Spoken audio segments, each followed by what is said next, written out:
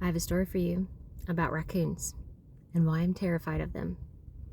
At 10 years old, I went to visit my grandpa. My grandpa told me to stay away from his barn because there were raccoons out there and that they were vicious and they would bite me and attack me and never to go out there. So obviously that terrified me of them.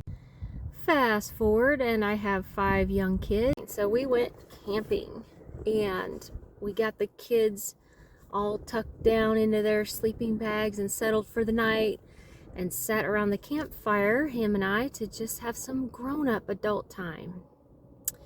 And I was sitting with my back to the woods. In hindsight, not a good idea. Brian was across the fire facing me. We're just chatting away and I hear scurrying in the woods behind me. And I was like, shh, just a minute. And we stopped talking and the scurrying stops. And I'm thinking, it's a squirrel, gathering nuts or doing his thing. I hear the scurrying again, but this time it sounds like running.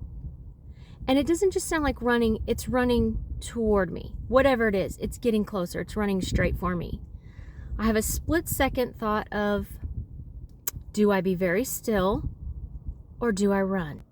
Obviously, I ran. I jumped. I ran across to Brian. He, of course, jumped up when I jumped up. I spilled my hot coffee all down his stomach, and I jumped behind him, like squealing and freaking out. And we're both just frozen, like looking at the woods. And out comes a raccoon, which I am just absolutely terrified. I'm just like, oh my gosh, there's a raccoon.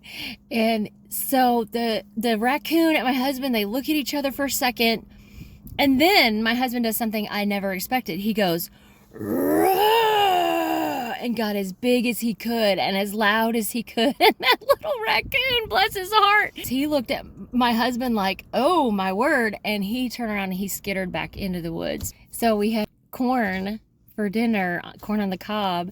And Brian had just dumped the corn water and the corn cobs, out into the woods for the creatures to eat. The raccoon thought that was a good smell. Learned a couple lessons from that. One, don't sit with my back to the woods. Yeah. The other, make sure you take your corn cobs far away from your campsite. And the third, I don't know how to say this. I guess somehow don't pour coffee all over your husband when you get afraid. Sorry, Bri.